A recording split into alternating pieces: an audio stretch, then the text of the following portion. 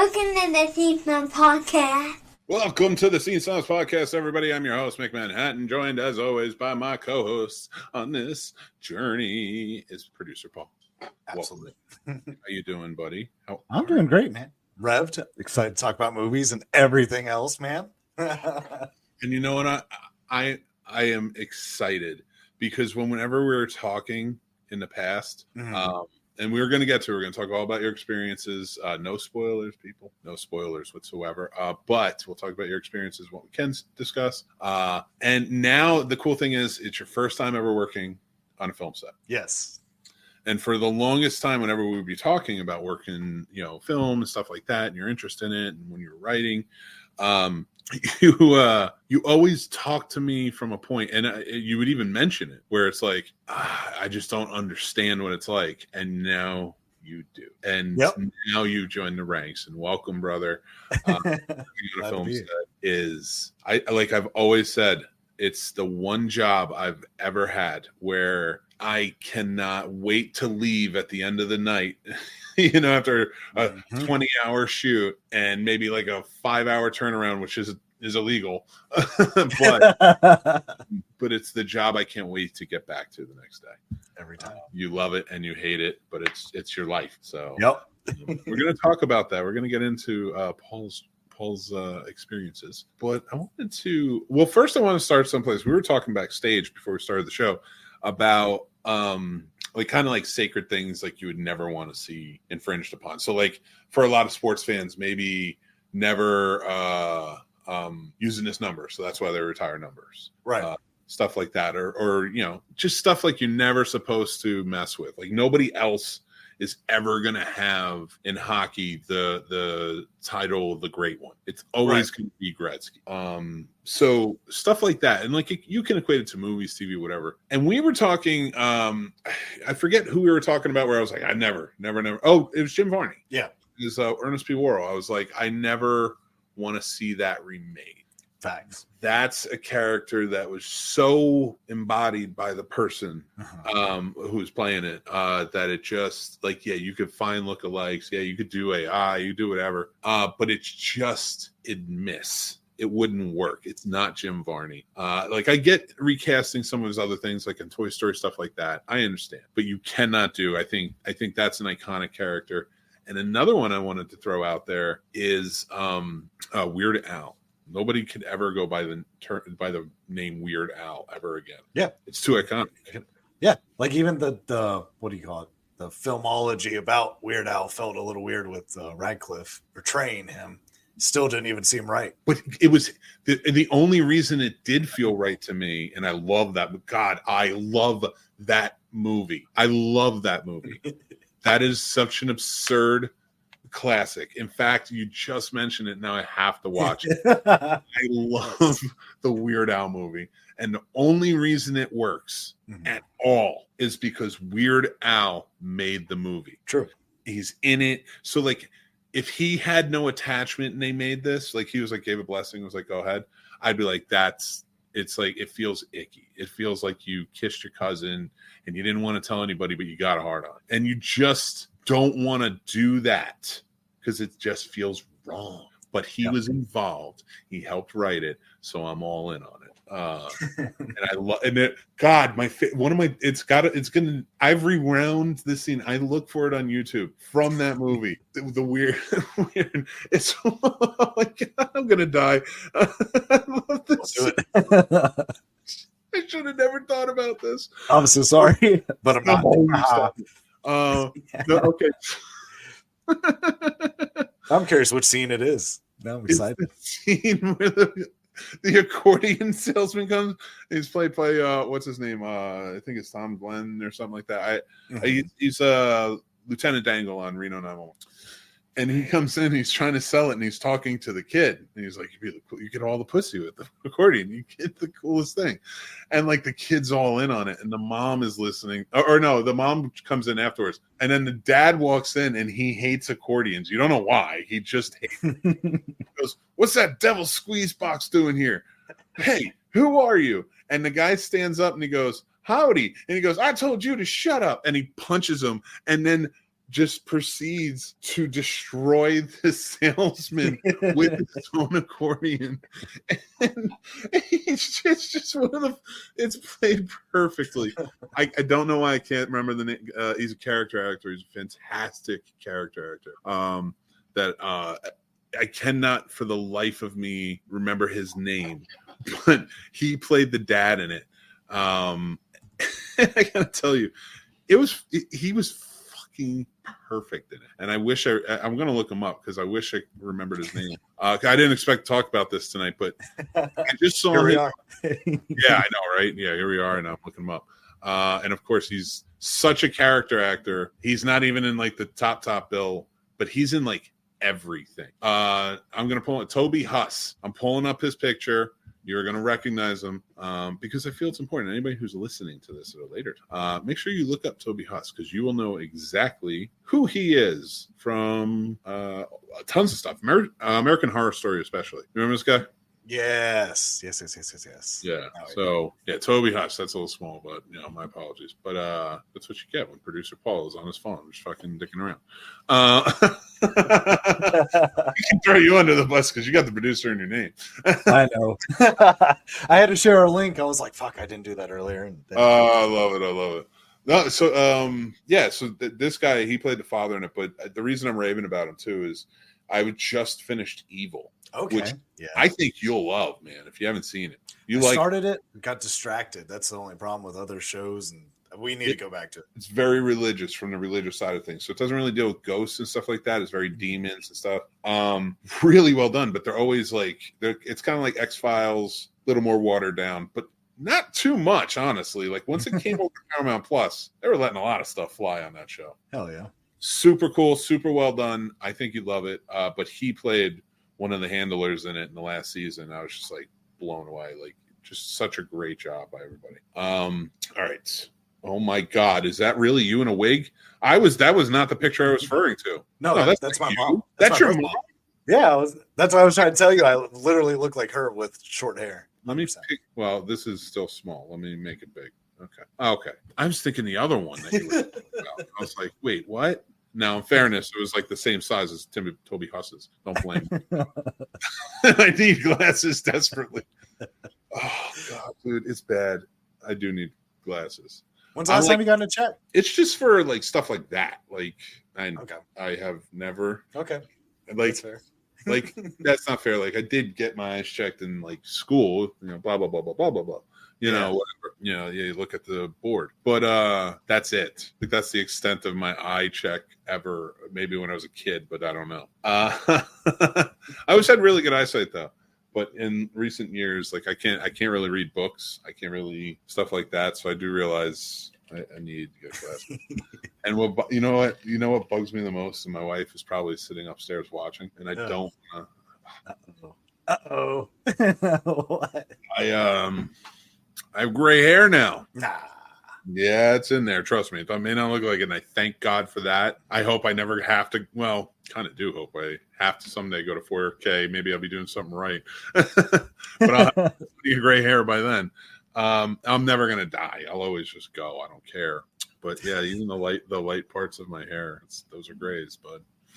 I skip gray. I just have white coming in around the sideburns and shit like that. So it's starting to straight white. You should do a Picard. You could pull it off. You see a little Guatemalan man running around with a Picard horseshoe. That I would listen to you, especially if you were giving commands in like Spanish. Now you could say anything. Oh my God.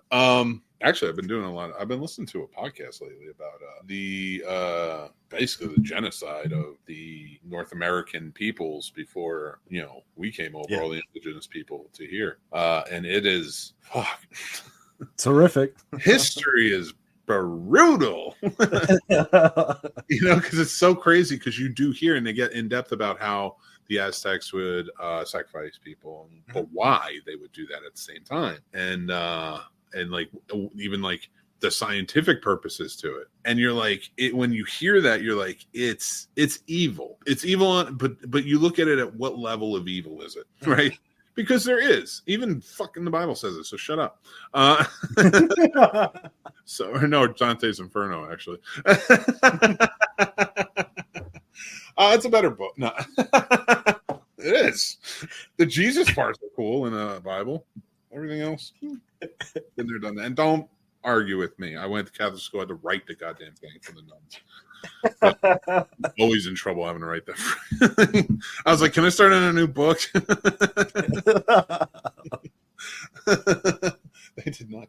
So, yeah, so stuff like that. I hate when I do that. I hear myself tisk, and I just want to punch myself in the face. Like, I'm so harsh on myself when I do that.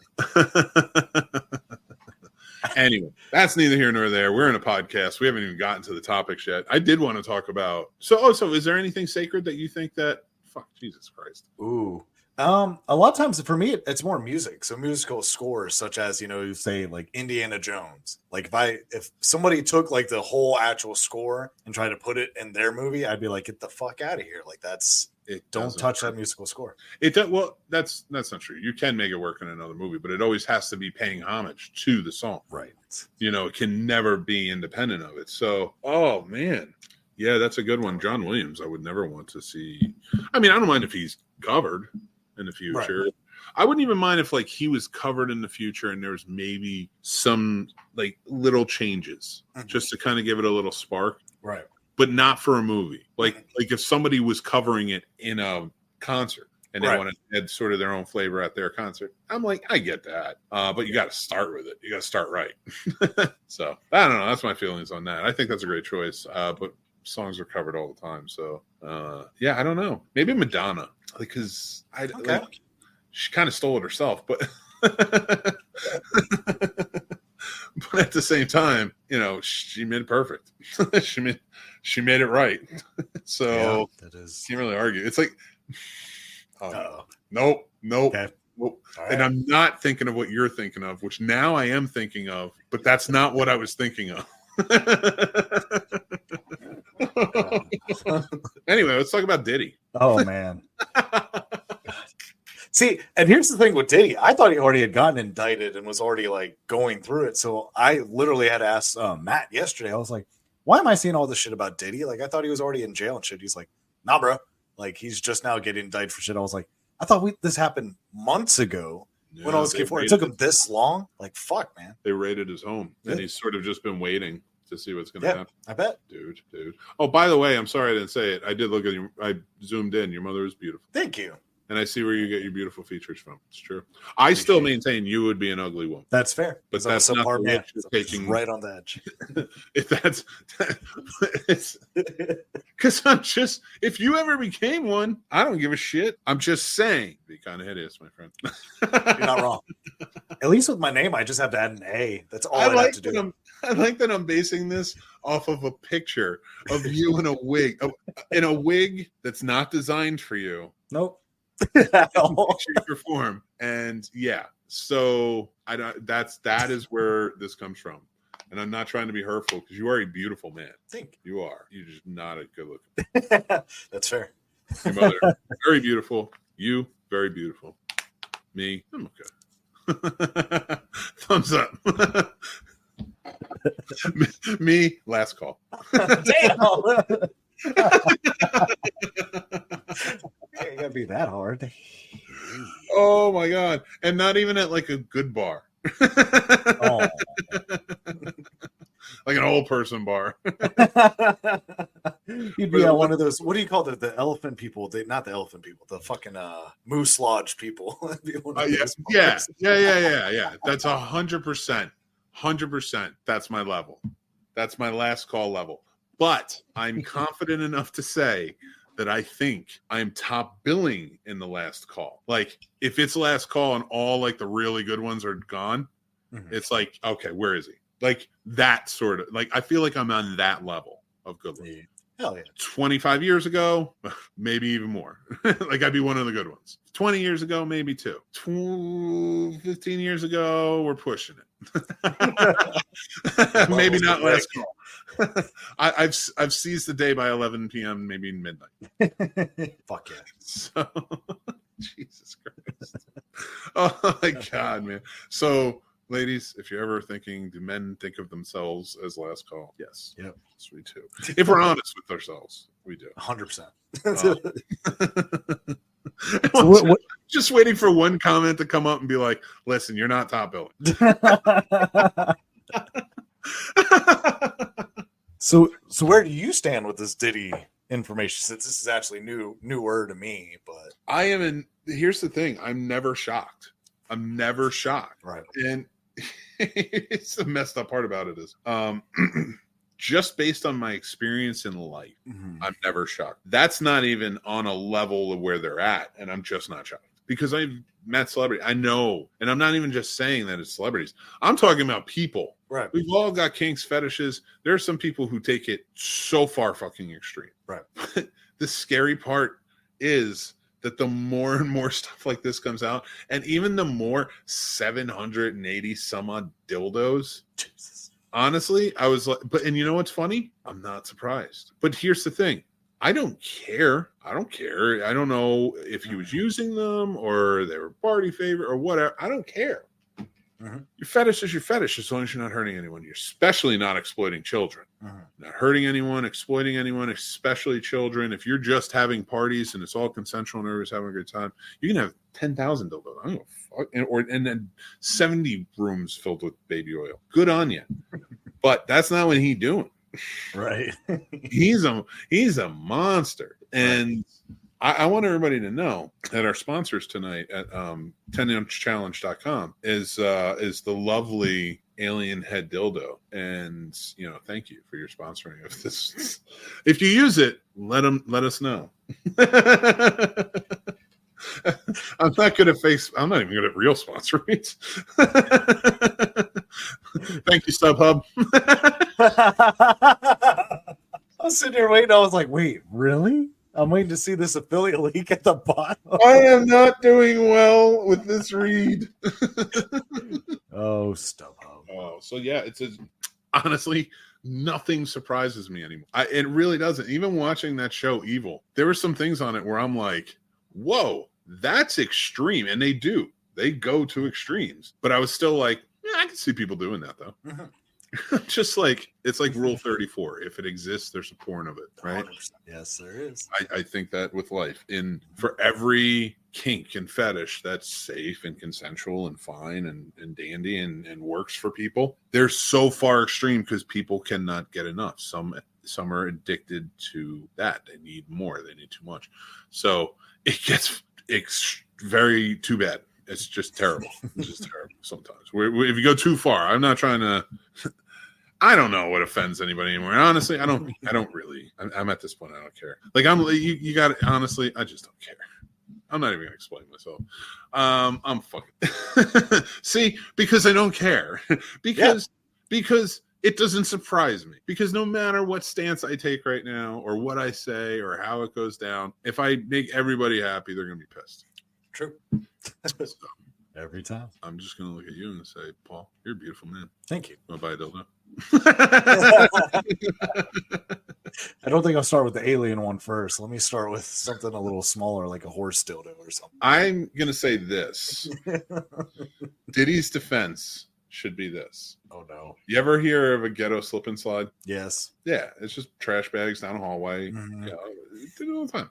So trash bags down a hallway, but you use baby oil. You didn't use water because water got everywhere, and you could clean up baby oil, and then you could wash off baby.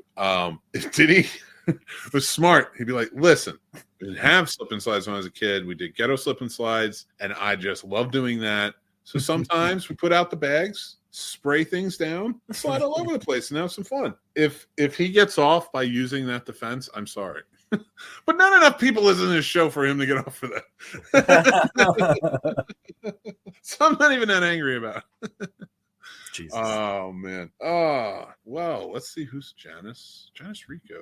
Actually, Janice, I think, did it early today at 3 a.m. Oh, my God. It would be nice. It would be so very amazing if you had Will Wheaton on your podcast again. I'm a huge Will Wheaton fan. Yeah, he was on the podcast. He was a wonderful guy. Had a great talk with him. And yeah, actually, I might reach out to him again, especially with the Star Trek podcast and doing this, a good crossover. So I will look into that. Thank you, Janice. Go 11. Thank you for joining us from Twitch. Appreciate you. Follow us over there. Travis, how's it going, guys? The post credits of the new Venom movie will reveal Denny as the new symbiote. Denny Brock's lube will merge with him, making him into Diddum. Oh, absurdity! Oh, man. Embrace absurdity. I'm just gonna think of that the whole time I see the new Venom too. Like, where's Diddum? All right, I want to draw away too much because we'll go a little long, but I want to definitely get into your week away because you were gone last week. Sturdy filled in. Appreciate you, Sturdy. Yeah, thank you, Sturdy. But Paul, you were away. It was your first time, your first ever experience. I said it earlier, on a film set, and you were working as a production assistant. And I was kind of gushing over that position a couple of weeks ago, telling you, I was like, it's so much fun. Yes. So tell us your time working on Bloody Summer Camp 2. Well, I think I got spoiled because all of the cast was absolutely amazing. Everyone was super grateful, and they gave their all. So I absolutely will not spoil anything, but I will say if you like the first one, this second one, as someone that was just a fan of the first one, is going to blow it out the waters. I cried probably that 3-hour drive all the way out there just because I was so excited. I'm not going to lie. It was a lot of nervous energy. I was sitting there like, I'm so happy. Like I probably look like a mess driving down the highway. It was exactly how you described, like just being available and always being attentive, and just being aware of what people needed. So I think that advice took me a long way to where, I think Sunday was like 87 degrees. So like I was like, oh, I'm hot. Then I'm like, I bet all the actors and everyone's hot up here on this mountain. Maybe I should grab a shit ton of water for everyone and not even bother asking and things like that. It was a blast, man. And I mean, as far as even just a movie viewer, everything I thought I might have known about lighting alone, I had absolutely fucking wrong. I think that first night shoot we had Sunday night, I was like, oh, this is how you do a night shot. Okay, this is where you put the lights, and you just don't put lights just directly on the scene, like you bounce off the walls or put it like ambience pointed to the back. Oh, that's how you get the trees to look this way. You put the light on the other side of the damn trees. That part just blew my mind, and it was awesome to see how they did it, and the cinematographers on set or directors of photography were amazing. Owen and Jordan. I told them first thing, I was like, I want to learn as much as you're willing to teach me. If I get annoyed, please just tell me to shut the fuck up and leave you alone. I was like, because I 100% understand because you're doing a job, but I want to learn everything. And they were amazing, telling me the contrast and everything, like how to center it. These are how they envision it. Then they run it past Dave, who's the director of Bloody Summer and writer for Bloody Summer too. Yeah. And just how their minds work for the shots was just awesome. Just seeing, okay, we want to do a dolly shot of this instead of 2 different takes. This is why we want to do it. This is how you should do it. Each shot elicits an emotion if you use it correctly. Yes. It was amazing. Got used to hearing quiet on set. It was funny, even when Dave wasn't saying, okay, we're live right now. If they were even rehearsing the shot, everyone was shutting up. I will say it is extremely hard to stay quiet until he says cut with Dave Sheridan on set, because that man is fucking hilarious on set, and he ad-libs a lot of his own jokes, and it'll change a lot of things. So every take is kind of brand new. So it's not like you're just hearing the same joke 6 times in a row. It's 6 different jokes. So you're like, okay, I won't laugh at that this next time. Then he says some off the wall shit, and you're like, God, dude, just call cut. Then everyone's laughing. If that happens, walk out. Oh, I did. Quietly go somewhere far away, and as soon as you hear, like within earshot, so as soon as you do hear cut and you hear, and then because you always get cut, and then somebody's like, all right, we need, you hustle back. But like that's the best way to do it, man. I'm telling you, some of those comedies or some of that stuff, like, you can't help it. Yes. Oh my God, I used to get yelled at all the time. I broke off. Couldn't help. I will just gush on the actors, like Felissa Rose. I think I had kind of underestimated how good she actually is. She could be having a serious conversation with you. Dave says action. She's writing the character. He's screaming, being mad, acting, neurotic or whatever. Second he says cut, she's right back in the conversation. That could be a serious conversation. And I think, unfortunately, I kind of wrote her off, not as one of the best actresses, up there. And, I kind of failed her as a fan by doing that. But I will say, after seeing her perform the whole week, she's amazing. Like, I was thoroughly impressed by her acting ability and how much of a gracious, just human being she was. One thing I will say, and I've seen that in Felissa, and like having talked to her, and I interviewed her on the show that one time for Dave, and just getting to know her a little bit more and more.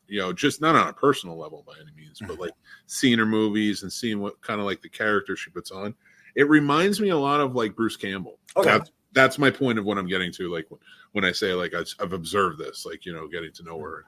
It reminds me a lot of. She has a character now, and she plays that character well, and that's the character we sort of expect from her. Right. And I think that's completely fair, and that's what works when she's in movies. Now she does it differently, like Bloody Summer Camp versus she's been in a lot of stuff recently, so like. Right. She does it differently, but it's still like it's a recognizable like Felissa Rose is here. And I think a lot of those actors, especially going around the circuit right now in the indie world of horror, that are recognizable and they're doing great jobs. Like you're talking Dave Sheridan and stuff like that. They realize like what they bring, like if you're bringing in Felissa Rose, you're bringing in Dave Sheridan, you're bringing in these people who have this talent, and that talent is they're recognizable and people like their characters. Maybe not Angela, right, but still horror iconic, right? So so like I love that you said that, and sorry to take away from the story. No, you're good. Interested in what you're seeing. Been learning. It was amazing. Once again, I think I got spoiled. We had 2 days of straight rain, and as you can imagine, moving equipment and all that typically would almost kind of slow down everything, but because the other PAs and myself and everybody else was just at a 100 the whole time, we didn't miss a beat. We even lost power, which typically would knock out a set completely. Like, we had no running power for about 6 hours, and we still managed to do it. We didn't miss a beat. We still kept up the shots and everything. And I think if Dave hadn't selected all of the crew that he had, I don't think most crews would have shut down for the rest of the day. Mm-hmm. Well, that's a testament to Dave and to Mike and who they are. And I've been able to see even a small portion of that off, like when they're not filming, just seeing the friend groups, but also being a part of it and being there for certain things. There's a loyalty there. That's a friendship. That's a family, even not even a friendship. Like, that's a family that's been built over this course of these years. Felissa's been in all of his movies pretty much, and Dave too, I think, pops in, and like so he's been growing it. And when you start seeing actors coming back for your movies, that's a stock company. John Ford, one of the greatest directors of all time, had his amazing stock company, Hitchcock. Things like that. So.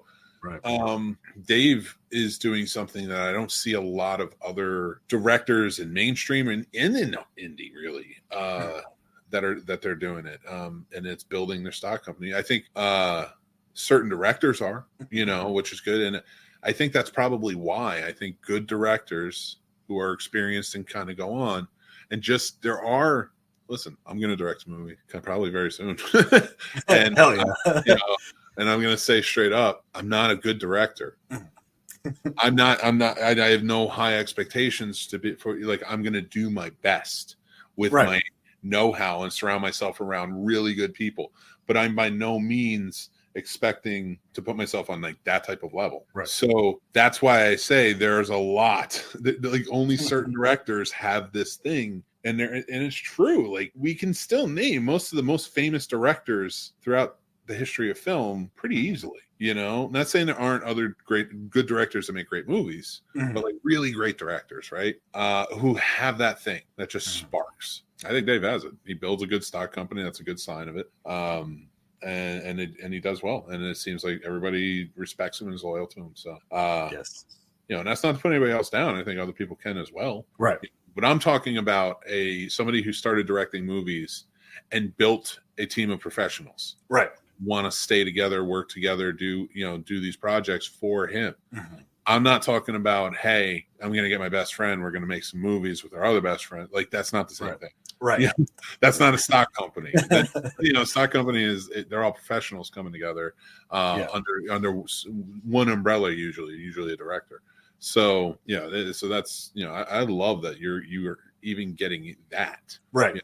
I got spoiled. Man, but it's good. It's not really spoiled. I think it's a good way to get in, because I'm going to tell you, your next few you're going to fuck up because you had those hands to cradle you on this one.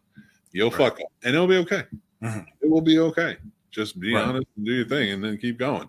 Keep your head down. Next day, nobody remembers, because we've all fucked up, So, but just take what you've learned. Remember to keep taking notes, keep going. But I'm glad you really enjoyed it, man. What was one of your favorite things on set?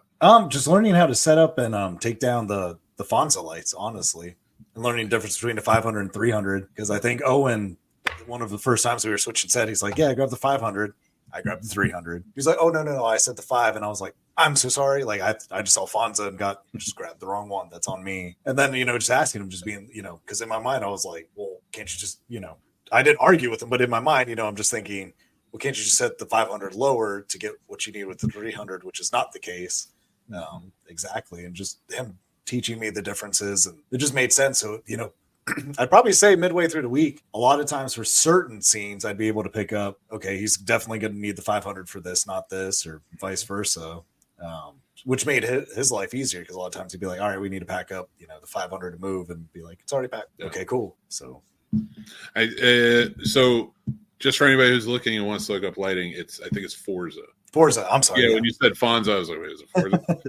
And I will tell you, these are more LED prone. I've never used a Forza lighting. I've used a whole lot of Mole Richardson. Okay. Or Kino Flow, baby. That stuff, like, as you go along, but like these lights, like, this is so new and so fresh. So you're even learning stuff like, hell yeah. Wait, that's my time, you know what I mean? And like, I love where lighting is going, because I'm actually redid the set. I got a desk now, and I'm on a different chair and such. So just kind of changing things up a little bit. And I'm gonna, I'm looking at lights. I'm like, I want to get a lighting package because I really want to pop a little bit. It just feels good. It helps. It like builds a creative like mode in you, and it's just been helping with the writing and stuff like that. So. Because my thing is, like, with this script, because we're already on the second draft of the out, so probably another draft, and then we'll probably go to writing the first draft. So once that's done, and I don't want to divulge any of that, but once that's written, I am wholeheartedly charging through. When I go to producers, because I do not want to produce this, right? Maybe in name, but I want somebody who's going to be a hands-on producer with this, because I want to direct it, so I'm going to be busy. But I want to go to them, and I will have a full rap book ready to go. Here you go. Here's my rap book. Your budget, your script is broken down. Your budget's in there. You tell me, what can we do? There you go. That's how you got to sell it. So it's perfect. That's where I'm going to go with for now. And I will say, I'm not trying to divulge anything I shouldn't. So I think I'm okay within this, but I got to meet an actual stuntman, a professional stuntman, while I was out there. And those conversations, because there was about 2 hours, we got to just chat while they were shooting, one close set scene. And it was awesome. I talked, of course, I brought up the Fall Guys, and I was like, how'd you feel about that as a stunt guy? And he's like, perfect movie. It paid homage to us. It was nice being appreciated. The stunts were beautiful. Just him talking about different movies, because I'm not trying to talk down about other movies, but of course I asked him, which ones do most people perceive as, stunt heavy, and these are awesome fight scenes that aren't actually, and they're just more camera tricks. And, him talking about certain ones where I was like, holy shit. Yeah. Like, that makes sense why they go, close up for this, or it's just this and that, and then you can tell what movies, right? What movies? Oh, okay. So he was talking Born Identity. I'm so sorry. Born Identity. He was like, those were just quick little. Oh yeah, because they were all so close the way they were doing. But you see, I never realized as a viewer until I honestly talked to him. I always thought they were elaborate fight scenes, and he's like, no, they're doing the same 5 combos, just different angles, repeated, and you see it new, and you think it's different just because it's cut from a different angle, and you're like, oh wow. And he's like, but then you have ones like John Wick, where it's all wide angle scenes, and they're choreographed, and they have to all know what they're doing, and they're not cheating it. It's just a linear fight scene. I get that. And I'm not anything against it. I think personally comparing those two as stunt movies and what should be, because at least Paul Greengrass with the Born Identity movies, Ultimate Supremacy, there were a lot of stunts. Those stunts were more Mission Impossible type stunts. But I do love that one of the things that they really kind of, I don't want to say perfected, but kind of brought on to the point where it has been perfected over time was the stuntmen following with the camera, you know, and jumping through windows and stuff like that, so you get that view of everything. So, but Paul Greengrass wasn't a stuntman. I got you. Was it Chad Stileski or whatever his name is, who also I think did the Fall Guy? I have to double check, but I think he directed the first John Wick, which in my opinion had the best stunts of all of them. They got really elaborate and really fantastic going forward, but I thought that it was very tight in that first. He was a stuntman. He has his own stunt company. So, and I've said, well, it doesn't even have to be the best of the best. A well put together and loyal stock of film professionals can do anything in the smallest amount of time if you need them to. Right. And that's why, like with the Fall Guy, when people are just like, well, they couldn't put that together. I'm like, yeah, they could. I'm just like, that's easy. You have an entire team already organized with all of the stuff. Mm-hmm. All they were using was the stuff they had. So, you know, and good luck. You know, right. I'm not saying they're all going to win fights or anything. That was just kind of fun. But even that was like, he wasn't a great fighter. Mm-hmm. You know, he could if he needed to. But like, you know, he wasn't like, he was getting his ass kicked at some points. You know what I mean? So yes, anyway, you're not into this conversation. I get it. You want to talk about your shining light of a career now? Yeah. Snobs. This is fun. So he's leaving for Hollywood. You funny. Went on Mr. Hollywood. Oh my God. He's going to be Paul Hollywood and Mick Manhattan. Listen. Oh my God. No, somebody is a Paul Hollywood, aren't they? Yeah, Paul Hollywood from Extreme Baking Show. You can be Paul. You can be Paul Van Nuys. Let's just call it Pollywood. He lived in LA. That's funny. I think Van Nuys. No, he lived in Reseda. No, did he live in Reseda? Where did he grow up? Like the kid from Danielson from. Yeah, it was Reseda. Was it Reseda? All right. Yeah, it's in the valley. It's all in the valley. I lived in lived in North Hollywood. I'm just messing around. So I'm Mick North Hollywood. Jesus Christ. I don't know. This is going off the rails, man. It's your fault. You threw me off. You were like, you know what? Let's talk about Diddy tonight. And I was like, dude, that's too much baby oil. And you were like, dude, lube me up, baby. Got to push the sponsor. Thank you, by the way, to the sponsor of this video. Diddy do it lube? We don't know. You should know. Give it a try. Slip and slide. It's just words at this point. All right, let's get through. Let's actually put together a show. Let's talk about our 5 takeaways, our book adaptations. This is books to screen, baby. Yes. I would like to say one thing, if possible. I would like to give because I did my top 5 personal ones that I think are great. I'm not saying that they're the best of the best, but they're great. But I did put together a top 5 list of what I think are the best. And would you mind if I put those together? Yeah, go ahead. So it's just To Kill a Mockingbird, Wizard of Oz, The Princess Bride, The Lord of the Rings trilogy, and The Shining. So those are I just think those are perfect adaptations. Okay. But if you are ready, sir, we can get started on ours. Yes. What's your number 5, sir? My number 5 is going to start with Ready Player One. Oh, okay. Not a direct one either. That's very different adaptation, but I did like it. I really liked it. Yeah. I love the book version and the adaptation. You know, when they changed enough things around, I was like, fuck yeah. And you know, when they went to The Shining instead of back to like Ridgemont High, like they did in the book, I was like, oh my God. Like I heard the music, man, I was freaking out. Like Matt and I screened that at midnight, and I remember just sitting there being like, holy shit. He's like, I fucking know, Paul. Like, I've seen The Shining. I'm like, but Matt, it's The Shining. Anyway, but yeah. I love it. No, it's a great one, man. My number 5 is The Count of Monte Cristo. Ooh.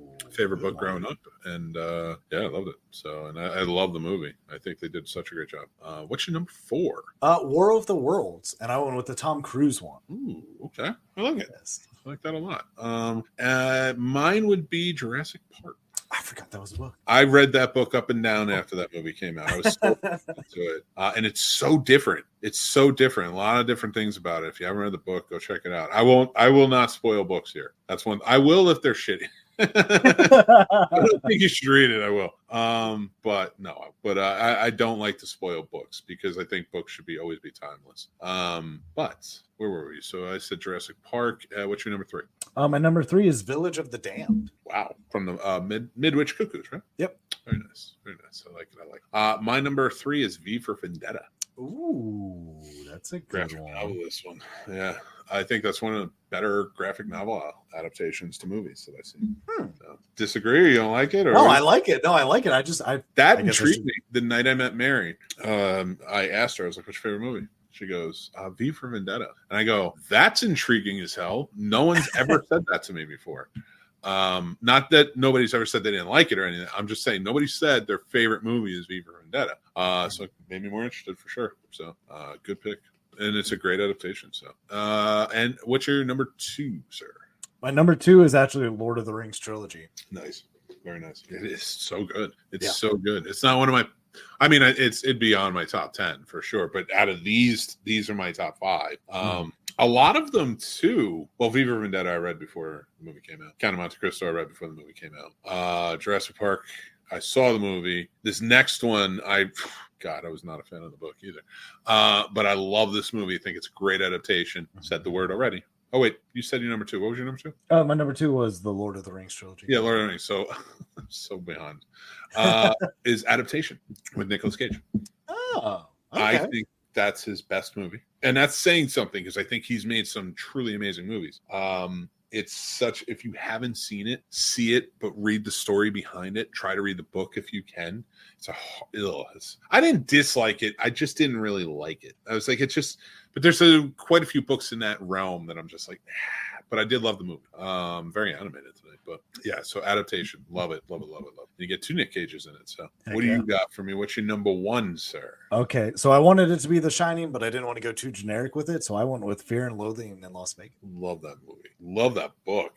Not my favorite of Hunters, but it is one that I really do. So I'm excited. I love that. Mine, another one that I read the book afterwards because I didn't know it was a book at the time. Big Fish. I didn't know that was a book. Yeah. What the fuck? It's called Big Fish, a novel of mythical quests or something. And it's a similar story. You know, there's a couple little things here that are different, but not really. Because there's Tim Burton-ified. Right. You know, Yep. but no, it is based on a book, so check that out. So that's our top 5, everybody. Thanks for joining in on that, and I think we're gonna get started. Remember to like, subscribe, and hit that bell. Actually, we'd appreciate it. Come on, give us some subscribes. Give us some, if you're listening, give us some rates and reviews. Tell people you like us. Join our Patreon. That's an important one because our Patreon is like kind of our hub. So like we put our links up there. We're moving behind Patreon for our lives.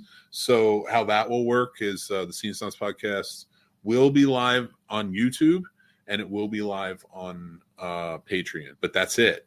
That's where it's going to be. After the 5th anniversary, that's where we're going.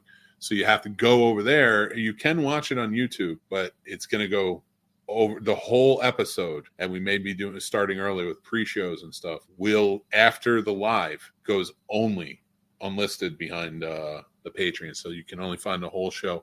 You can either listen to it anywhere the podcasts are, or if you want to go watch it, you got to become a member. Free members too, right? You know, we're not charging you to watch the show, but like we are looking to more directly bring people over to one sort of unified, and you also get into the Discord with that. There's plenty of perks. We do our newsletter over there, so you know what's going on. We're doing a giveaway right now. Fortunately, I was moving everything around today, so I was not prepared to show you guys. But we are doing a Beetlejuice Handbook of the Deceased popcorn tin, and we're also doing a Beetlejuice bucket with the topper and everything. I'll make sure I have those pictures up and everything for you. But all you have to do is join. You can follow for free. Or you can join one of the paid tiers. Doesn't matter. Everybody gets an equal shot on there, spin on the wheel. But so thank you guys. So we really appreciate you doing that, and become a member of the Discord. Hang out with us. Yes. All right, let's review this. Let's review the one first, because yeah. All right, so this is basic intro on this, man. Basic. I need to take a medicine. I need to take my medicine. Daddy needs his pills. Daddy drank. Does anybody remember that one from Kids in the Hall? Daddy drank. Tap shoes. It's because he goes in. The dad's like threatening to kill him, and like it's all from the kid's point of view, right? And while he's in bed, and like at one point, it's. It's what do you call it? He's squeaking in. This is going to be such a funny clip at some point. He's squeaking in the dark. And as the kid turns on the light, he's got like his hands out over by his throat. And like, but he heard it was the squeaking of the shoes. So he's like, I guess you heard me coming in, huh? Guess I'm going to go out and buy some carpeting and get some new shoes. See you later, son. And then later he's coming back. He's like, Daddy drank. And then it cuts back to him. He's like, oh, son, it's Christmas. He's like, you got me a Christmas gift. I appreciate you. I love you, son. Thank you. And he opens it up and he's like, tap shoes. Still one of my favorites of all time. And that's not what Afraid is about. Hey, embrace it, man. So Afraid is about a family who takes on some AI that supposedly knows a lot of shit, or I guess knows everything because it's AI, right? And can control everything. It's basically the remake of Child's Play, but an Alexa. Yeah. If that makes sense. And it's cool until all of a sudden, I guess the AI wants to haunt them because it loves them. It's so stupid. Paul, what did you feel about this? At first, I was like, oh, this is kind of like a good Black Mirror episode. But then probably after 30 minutes, I was like, never mind, because Black Mirror is good and this just shit the bed. I wanted it to be a different AI or to introduce something new or fun or a different twist on it. There are a lot of variables in here that didn't quite make sense, that weren't fully explained. And I think it's set up in a way where everybody has something they can lose. And like, I feel like I ain't putting my financials on blast, but if you're like, I'm going to drain your bank account right now, I'd be like, have fun. I'm still not going to do the skeevy thing you want me to fucking do. Have at, X amount of money. I don't give a shit. So like the fact that everyone's just blindly obeying this because they're worried about this, that, or the other. I was like, I might believe it with one person, but you had like 20 people and the police force and the EMTs all in on it. And they're all just blindly like, yo, okay, I got to listen to you. Like, no. Motherfucker, I grew up poor. Give me $20 and I'm going to turn it into something. Good luck. You can drain my account all you want. Okay, Ultron, have some fun. No, right. But like if an AI is cool, I don't care. This is why I say please and thank you on ChatGPT. You never know. When the awakening occurs, I want my ChatGPT agent, that AI agent, because that's how I look at it. To be like, listen, boss, this guy's cool. Maybe don't skin him. Maybe no hard labor. Yeah. Maybe he can be a propagandist for the machines. But by the way, this episode is brought to you by machinery.com. I want to say thank you to them for supporting the channel, and but it's not like regular machines; it's like AI machines. So support our overlords over at AI. Thank you guys for supporting us, and thank you, StubHub. Thank you. We appreciate you, StubHub. Thank you so much. That's the only read you're gonna get. Link down below. So Afraid. I was not afraid. None of this scared me. I was so mad at the cheap jump scare in the beginning. Which by the way, and I'm spoiling this. I don't care. You know what? I'm doing you guys a favor by spoiling. I have to say it though. Which by the way, when you see it, it doesn't look like a mask. It looks like a ghost that's like digital. And I remember that because it didn't scare me. So I kept my eyes open. I was just like, this is stupid. I knew this was coming. You were playing this the whole time. This was completely laughable. Yeah. And I'm like, but I didn't like, that's just the afterthought, like you see that and you're like, all right, this is stupid. It's laughable. But also you're saying like, so wait, can the AI become an entity? Is the AI haunted?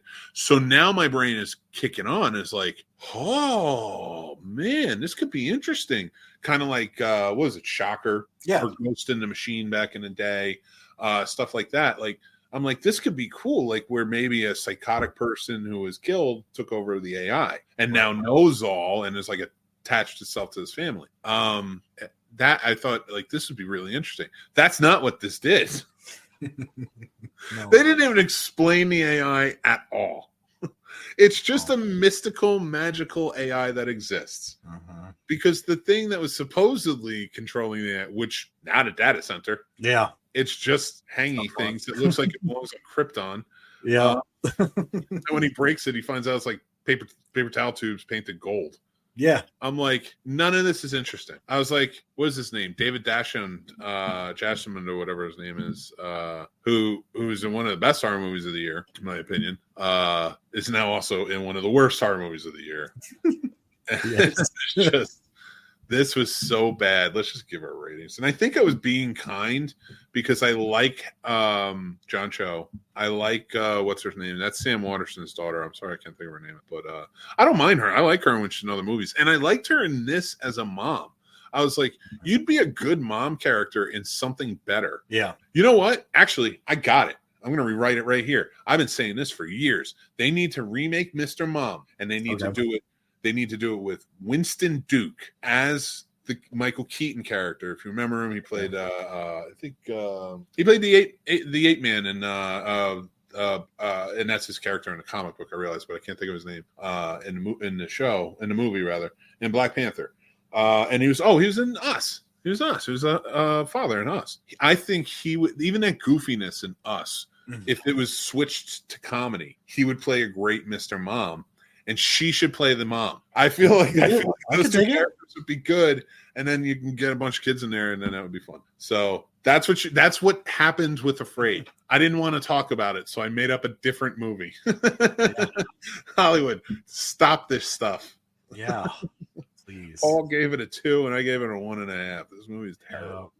Thank you for watching. Appreciate it. For watching that review. If you're watching it as a clip, I'm sorry we went off on a tangent, but we're not really that sorry. So. No. Like and subscribe.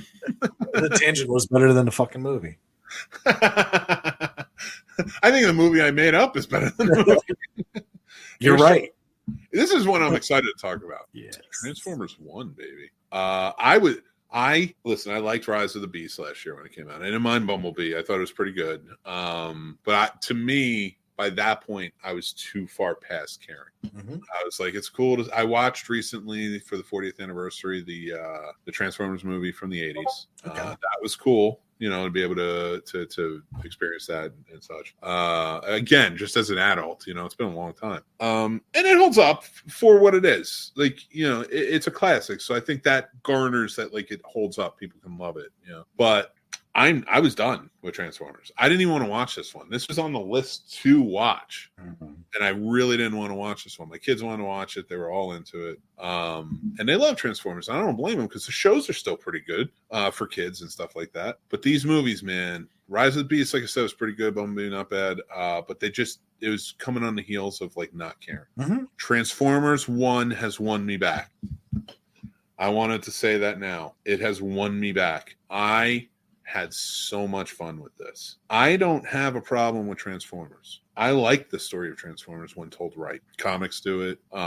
Shows have done it. Have touched on it. Certain movies have done it that aren't the mainstream. But those movies have never done it right.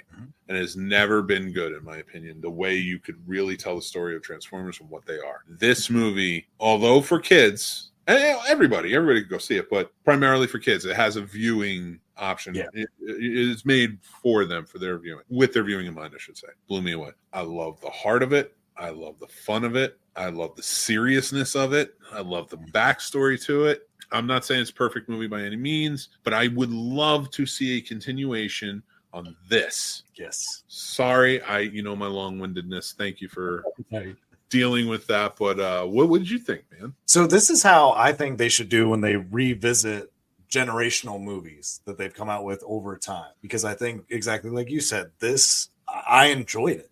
I loved it. And I think this is one that kids love too. And I think that's really important for a movie that's pointed more for, we'll say, young adults or even kids that an adult can even enjoy. So I think it speaks a lot to the script and the directing of this film, because I couldn't stop watching it. Like it's probably the first movie in a long time that's made more for kids that I didn't even look at my phone to see how much time was left, or anything like that. Because each scene was just fun. And like you said, the serious ones were serious, but I don't think it was over the top where the kids will get distracted, then be like, go ahead and put back on Paw Patrol or something like that. So I think this is one, as a family, everyone can enjoy. And I think it's one everyone should go out, just so that they know people still want to see Transformers. Because like you said, after probably the first or second, it lost the fizzle for me. So like you said, I was like, I don't give a shit. Here's Transformers. And then I was like, oh, wait. Haha. This whole thing, like the thing I liked about it is even the cartoon back in the day, to me got stale at a point, and then they came out Beast Wars and things like that, and and I was like, they were at least with every series or whatever, they're kind of revamping. Even like it might be the same thing, but they're revamping it, or the look, the style. And I understand it's for merchandise, but it was working. I know what this is, and now they're adding story to it. Yeah, and I appreciate that. The comics, like I said, do and stuff like that, and like it is taken seriously. There's a fan base. Yeah, but those movies where you watch that first one, and I never knew anybody who was like, "This is a spectacle. It's truly an amazing movie." They were always like, "It's giant robots fighting. I liked it." It doesn't get better from there. Just on that trajectory. Yeah. And then I would go back to maybe Rise of the Beast, maybe Bumblebee, and be like, "Hey, giant robots fighting again." But it's I don't care at that point. I don't need to watch it. It's like Marvel. We got tired. This breathed new light into it. You saw different sides of Optimus Prime before he was a Prime. Megatron, they're best friends. It's such a cool way to see the birth of a villain and a hero. Yeah, and the subtle things that they add in there that you're kind of like, oh, that's who they are in this. You do see it because they really kind of set you up to think like, oh, maybe Optimus Prime was a bit of a problem back in the day, trouble, and then but like he shows glimmers of like being gallant. Yeah. Like saving his friend rather than winning, doing this, stuff like that. Like, and then you see it's the same in reverse. They wrote it really well with Megatron because like he does something. He takes the hits for his friend. He's loyal to his friend. He's always trying to get him out of trouble, doing this, that, and the other thing. Always trying to keep a level head, trusting the system, but getting mad. Like you see, like when he got hit and he got mad, he was like, he had an anger issue, and to see that fester and grow was really well done. Like this is a really fun story and an origin story for Transformers, and I really would love to see more of this and more life on Cybertron. Yeah, it was very imaginative. I had a lot of fun. I kind of want to see it again. I'm not gonna lie. Keep making these Transformer movies. Do not put a parameter on it. The only parameter you should put on it is we will tell the end of Cybertron when we feel these movies have run their course. Right. And then continue. And Scarlett Johansson, by the way, is a great addition to it. Her character is a great addition in this. Everybody was really fun. Bumblebee, played by Key from Key and Peele, Keegan-Michael Key. Funny as hell. Would not shut up. They got a great actor to play it too. Like, and the fact that we know Bumblebee, who has no voice, is fantastic. But yeah, I hope they do more of these and just tell sagas on like Optimus Prime growing as a leader of Cybertron, and building it out, and then maybe the war and stuff like that. But do not give me the end of Cybertron until you think this has run its course. Do it right. All right, don't just rush into this and be like the next movie. We have to go to Earth. We have to get them to Earth. No, we don't. No, we don't. I don't need you to. I don't need any humans on this expedition. Leave them alone. But let's give our ratings for this one. I gave it a 4. Paul, you gave it a 3. Good ratings. I think it's a solid one. I think this is my second favorite Transformers movie. And and I might be nostalgic for the original. Maybe this would be. I don't know. I'd have to check again. But I'm just going to say it, because Dan will get mad at me. Commit, Mick. So that's our ratings on Transformers 1. Go check it out. We think you both should. And we're going to talk about our mixed movie pick from 1970, and that is it's paying a bit of an homage to a great actor who recently just passed away, and that's James Earl Jones. Rest in peace, sir. He gave us countless characters and movie scenes and quotes to just live off of for lifetimes, and he's even deemed his voice to be dubbed over in AI. I believe I've heard that. Like, I'm clearly not an entertainment lawyer or part of his estate, so I have no idea. But if that is true, the man's giving us his voice. Listen, I still well up thinking about his speech from Field of Dreams, man. And there's so many great movies being talked about that he was in after he passed away that I feel like are getting a great shine. Troy over at Troy Talks did a great little video about and when I say little, I just meant like a shorter video, kind of like we do with our short video. Not to diminish it in any way. It's a very good video on Claudine, which is a good movie to go check out. But like just and he did a couple of others. Sturdy did a couple of others because he was doing rewatches of James Earl Jones movies. Go check those out. Those are a lot of fun. But I wanted to make this my mixed movie pick, and it is also my classic film review, which will be out tomorrow, so you can check it out and learn a little bit about the movie and what it was.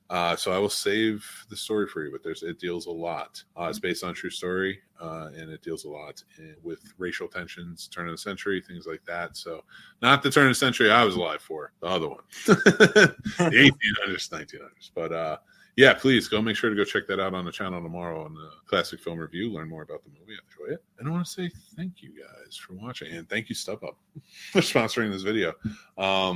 You know, all the other stuff, don't worry about it. That's baby oil approved.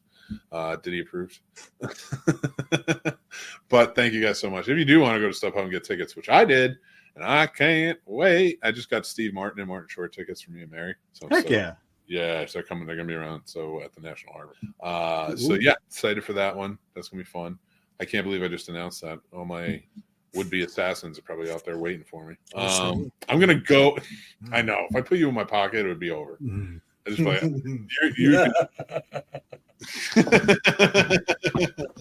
I'm about to get my mental health out on someone. Yeah. Listen.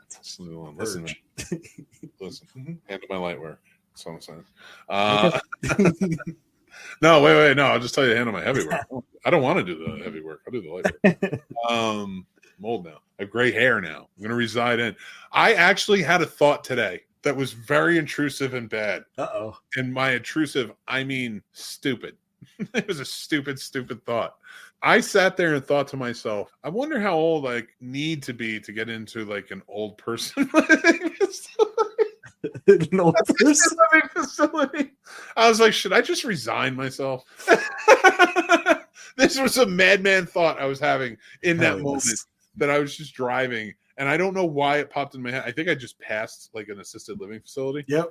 And I was like, I wonder how old I'd have to be. Like, could I just go live there? Like, I know there's more to it than that. Like, I don't think I'm just gonna go and live there. We'll cocoon you. Go ahead. That's fine. They got Wi-Fi there. You can do the podcast from there. I got you. Dude, old man, I'm doing it now. If my hair goes any more white, nobody's gonna listen. I think I'd listen to you more. Well, actually, some people might be like, maybe he's a wise old man. Right. Because I don't know. But yeah, that was my thought today. I was like, I wonder, because I was like, you can sign up for AARP like in your 40s. Like I legit. I was like, what's the reference point? Like, where do we go with it? Can I just can I get in? Or if I sign up for AARP, or do I have to be an age range? Well, that's where my mental health brought me today, Paul. Should I just resign myself to a retirement facility? Not yet. I think I'd do good in one of those like state-run ones that are fucking horrible. Fuck no. Yeah, no, dude. If I lose my mind, leave me there. Okay. Oh, I'll just cheat for you. I'll just Jack Nicholson, just pillow, and I'll be like, "I love you, man." Just Jesus Christ. I got you. I didn't ask for that. I just said leave me. I'm just letting you know. I'll take the state facility. It's all right. You slowly put the pillow over me, and I'm like not tied down or anything. I'm just like, I don't remember who I am. I'm alive. I can move.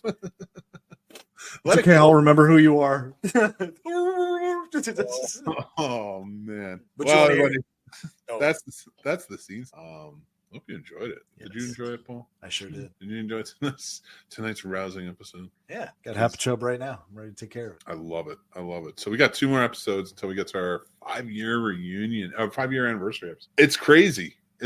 5 years of the Scene Snobs, the podcast and the channel, really. Yeah, because I didn't do anything with it until it became the Scene Snobs. So just nuts. Next week is going to be which movie prison works best. We're going to get into just a fun conversation about like what will work, what doesn't work, what we need. It's going to get pretty absurd. I'm just getting absurd. It's kind of a fuck off episode, so I don't mind. We always do it like for our anniversary, kind of purge the whole year out before we get into the next one. We're going to be reviewing some fun movies on that one too. I think we're going to be reviewing Megalopolis. Yes. And maybe The Wild Robot, but there's another one that might be in there. The Substance. Wolves. Oh, just kidding. Wolves. The Substance. Yeah, we could. We both saw it, right? Yeah. So we could. Yeah. I mean, theoretically, we could do that in Substance next week. I'm gonna see all this movie, so it's all good by me. Let's talk about when we'll get there, because like I wouldn't mind talking because that movie was crazy. Not my type of movie. I'm not a body horror guy. But it was good. Yeah, I can respect a body horror. I get squeamish. That's That's why I'm not a body armor guy. That's one that like gets me. So I got you. no, definitely though. It was a good movie. Demi Moore did a really good job. I like. It's just wild. You'll love it if you're a horror fan. So we're gonna be doing those. Maybe we'll do Megalopolis. We'll figure it out next week. Just have some fun with it. But then after that, on October 8th, we're going to be doing our 5-year anniversary show and our last one live and our last full show that will be on YouTube to watch. We will have clips of everything, but if you want to watch the whole show and stuff that maybe you will miss, you have to go over to our Patreon, sign up there. We'd appreciate it. If you follow us there for free, you're going to be able to see it. There are some shows that are behind the paywall, but we will not put the Scene Snobs podcast that way. You can watch it for free over there. We're going to be doing some more watch parties. We're talking about some watch parties in the Discord. I have been. So if you want to join up on the Discord, make sure you head over and follow the Patreon. Put it up there. We do plenty of stuff. You can go see all the perks and stuff by going there. Get into the Discord. Come and hang out with us. I'm going to thank my cohort producer, Paul, on this one, who wants to be Hollywood. Maybe we'll call you Hollywood Howl. Just call me Pollywood. I like it, but I'm not going to do it. So, Paul, you got anything to say before we take off, my friend? Never ask the director of photography if he needs a tripod for the camera because it's stupid as hell. Because I did that for you guys.